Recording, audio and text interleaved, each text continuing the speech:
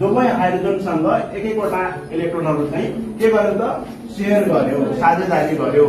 साझेदारी गरिसकेपछि चाहिँ दुवै हाइड्रोजनको पनि के हुन्छ भनेपछि चाहिँ डुप्लेट पूरा हुन्छ है। त्यसपछि गएर चाहिँ अक्सिजनको के हुन्छ त अक्टेट पूरा हुन्छ। 8वटा इलेक्ट्रोनहरु चाहिँ बाह्य सेलमा राखेर चाहिँ अक्सिजनले चाहिँ अक्टेट पूरा गर्छ।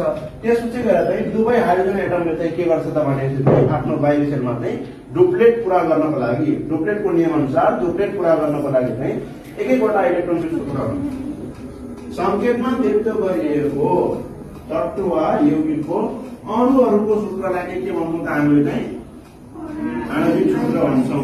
अब आणविक सूत्र लेख्ने तरिका के छ? एउटा क्रिस क्रस मेथड, सातफेर विधि भनेर भन्छ। हेर त यहाँ चाहिँ हाम्रो डेस्कटपमा आएको छ। Look at all of you on the desktop of computer. Look at here. At first हामीले के गर्नुपर्छ? कुनै पनि यौगिकको हामीले चाहिँ नाम